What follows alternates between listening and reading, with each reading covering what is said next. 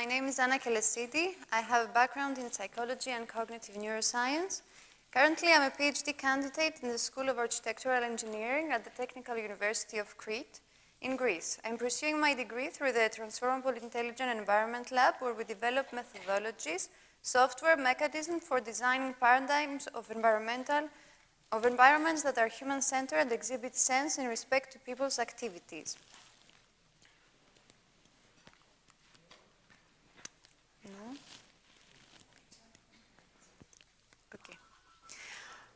Multi-lab projects are explored within the following research directions: spatial economy, which refers to the efficient use of space; spatial intelligence refers to the intelligent use of time and the integration of digital technologies in space, which augment its abilities and increase its communication level overall. Psychospatiality refers to the exploration of the connection between environmental conditions and their affective and cognitive influence on human psychology and behavior in order to produce environments that ensure well-being. Today I will begin with a historical overview of illusions. I will continue by naming some tools that architects use to form illusions, and then refer to the visual perception of illusions. Later I will analyze some approaches that inspire us and then to possible beneficial applications using environmental illusions. Our sensory system receives the environmental cues that are later processed in our brain, forming our reality. However, there is no one-to-one correspondence of the outside world with what we perceive due to misjudgments and malfunction of our sensory systems that are prone to mistakes, and thus perceiving can be deceiving. Usually, we're not even aware of this distortion because when we perceive something, we think it's real. But the so-called objective perception is impossible. It is an illusion. So what if we could use this so discussed imperfection as beneficial knowledge to design environments? In our investigation, we search whether illusions can affect us positively, so we can make hypotheses for possible beneficial applications. Illusions are defined as effects that distort perception and refer to misinterpretation of a true sensation. Though illusions distort reality, they are generally shared by most people, and they can occur with any of the human senses. Illusions can affect our brain, physiological and subjective responses. Illusions were not spontaneously used in the first artistic expressions of humankind. Illusions in architecture were always supported by the advancements on science of optics and later by neuroscience. Before their use, we observed the permanent shape of things irrespective of the viewpoint as found in the representations of Egyptian art. The first pictorial illusions were used in Greek art during the 5th and the 6th centuries before Christ as an attempt to represent reality on a two-dimensional surface. They use foreshortening to deceive the eye and correctional illusions to correct another undesirable illusion. An example of this is the Parthenon on the Acropolis in Athens. Here in 1, we see how Parthenon looks like, in 2, how it would look like if it was designed like in 1, and in 3, how it was designed in order to have the appearance in 1. It was during the Renaissance that the developments in the science of optics introduced linear perspective, one of the most innovative illusory techniques capturing three-dimensional visual space on a flat surface or a building structure. Science and art meet in perspective. An example of this is the Church of St. Ignatius in Rome. The dome is painted on a 2D surface. Another example is Borromini's corridor that looks 4 times more than what it is. Due to their complexity, mastering illusions was not a simple matter, and their use at that period was a sign of wealth, mostly applied in the service of religion and wealthy sponsors. Illusions of depth were later used in other applications too, as in the example of the stereoscope, Ames room, trompe-l'œil, and amorphosis.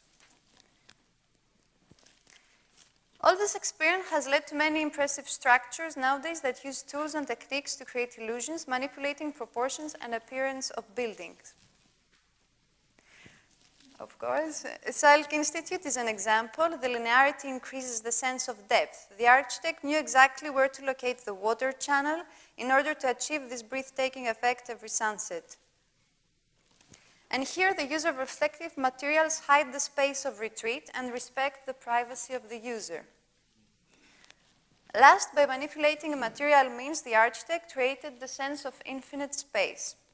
Other tools are the distribution of lighting and shading to indicate distance, the use of the diminishing course to enlarge facades, equiluminance to suggest motion, low contrast contours for the increase of depth. Although space is perceived multimodally, meaning we collect proof about reality via all our senses, we will focus mostly on visual illusions because vision is the dominant sense. Merleau-Ponty suggests vision is the brain's way of touching. We must construct our visual world from ambiguous clues, and this involves risk. If our assumption is proved false, we have an illusion. These visual constructions rely on sophisticated probabilistic reasoning. We will start by making the distinction between sensation and perception. Sensation refers to the effects of a stimulus on the sensory organs, whereas perception involves the interpretation of that sensory stimulus based on high-order thoughts. In account of this difference, illusions can be roughly separated into two general categories. The illusions with a physical cause that are based on bottom-up weaknesses like neural signal distortions, as in the example of the after image, and the illusions created from a cognitive cause that are based on top-down misinterpretations due to a pre-existing organizational rule, like the Gestalt laws, where specific details get lost in favor of the general meaning, and the hollow face illusion. We are used to see faces in a convex and not a concave way. Research on illusions can tell us about the limits, but also about the capacities of our perceptual apparatus to react in an efficient and rapid way. Here we see the tentative flat box of vision by Gregory. Signals from the senses are bottom-up. Perceptual object knowledge is a top-down process. Perceptual learning works by feedback from behavior. Architecture practice uses knowledge from gained experience rather than experimental methods focused on the special needs of the user. However, there are some examples of environmental manipulations that are the result of theories and research in the field of neuroscience and psychology. Our past is strongly connected with nature, so we need nature. Nature can be represented directly, can be representative and abstract. Biophilic design integrates nature into architecture by using views of nature and daylight. This application alters space boundaries, and people psychophysiologically respond as if viewing directly nature. Illusions of direct pictorial representation of nature can help the healing process by alleviating stress, promoting patient relaxation, providing positive distraction, and even reduce the days of recovery and painkiller consumption after surgery. It can also render the person capable of a better concentration, as we've said during all these days. True perspective is an important element for the illusory effect. Representative design uses organic forms inspired by nature, and abstract design utilizes refuge and perspective structures, mystery, motion, sensory richness, supporting the theory that we are genetically predisposed to respond to natural settings with a degree of abstraction. Immersion is defined as the situation in which the person is relocated cognitively and emotionally in a parallel reality. Illusions are used to enhance the level of immersion. The new era of virtual environments has led to an excessive amount of research on illusions. Virtual reality can not only transform your sense of place and reality, but also the apparent properties of your own body, and gives the possibility of an unlimited space beyond architectural form. An interesting application is the use of the virtual world in a therapeutic context that deals with phobias, such as airplane fright and social anxiety, by exposing the person in phobic simulations. On the other hand, claustrophobia can be reduced by immersing in a 3D illusory space in a VR. Currently, we're working on a project that is implemented within the context of educational spaces to facilitate and enhance the learning process. The main intention is to increase students' performance and concentration, as well as teachers' effectiveness by changing the perceived geometry of space using ambient illusions. The project aims to provide a platform of responsive integration of technology and ambient intelligence into space. Responsive is an approach of design where the interactive elements installed in a space do not act in an evident way, but act discreetly in order to provide imperceptible ambience alteration and space deformations that affect significantly the way people perceive space in regard to a certain type of use, and in this case, lectures. In this example, the teacher's size is perceived larger when illusory techniques of linear perspective, created from shading, color, lighting, are embedded in the system. The logic is that the closer the teacher is to the vanishing point, the larger the effect. Here it's the same person, actually, but it seems a lot larger at the vanishing point. In the future, we aim to test whether this intervention will increase the retainment of attention towards the speaker.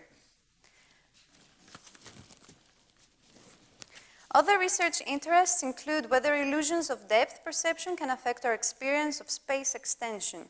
Possible applications could be used to perceptually enlarge confined areas and also alleviate claustrophobia. The use of illusions to enhance the benefits of immersion in a hybrid environment, and work on the concept of experiential illusions that address all our senses, enhancing immersion and thus increasing the impact on us. This ongoing research focuses to create environments that are salutogenic, proactive, attention and productivity enhancing in education settings and workspaces, encouraging flow and creative thinking, interactive, meaning real-time dynamic change depending on needs, and immersive. This link between environmental illusions and possible advantageous effect on us offers a powerful tool for human-centered architecture that alleviates and promotes well-being. Illusions in nature are a matter of reflex. Animals use it to camouflage or to mislead about their size.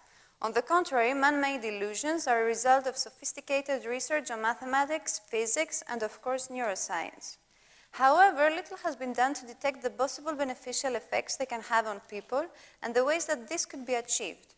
Right now, we have the background knowledge and the new technological tools to investigate the cognitive and affective environmental impact on us.